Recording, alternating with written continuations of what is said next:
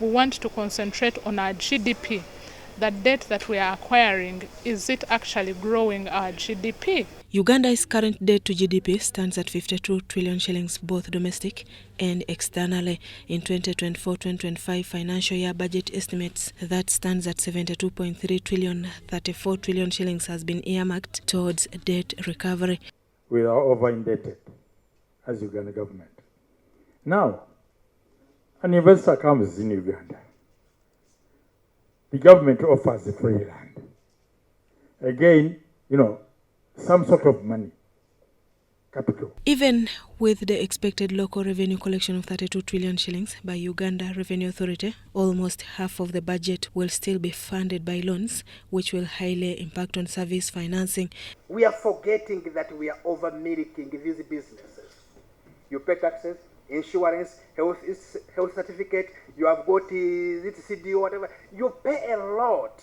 Whereas a number of projects are loan funded, some projects were not well implemented, and this put government on extra expenditure of working on the same projects several times. We need to find a way in which we balance those interests between the need of government to access finance and the non-altruistic or non-developmental dimension of private and commercial lending.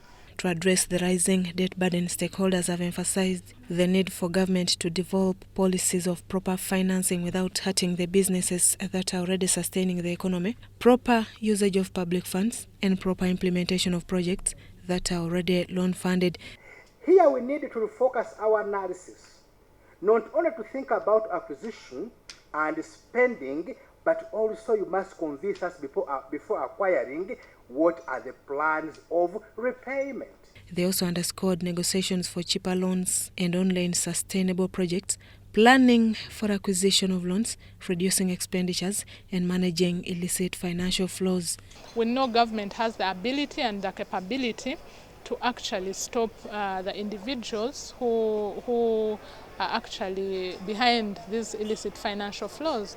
The tax incentives, especially for foreigners, should be revised to support revenue collection, reduce bailouts, consider regional tax harmonization, and addressing corruption. It is worth noting that Uganda was downgraded by the credit rating agencies in 2023 because of the heavy debt burden, something that has affected its mandate on acquisition of cheaper loans. We are not independent at all.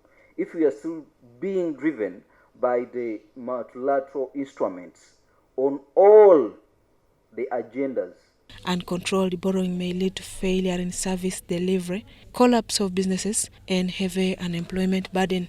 Susan Naung and Stephen Kalisha reporting for EBC TV.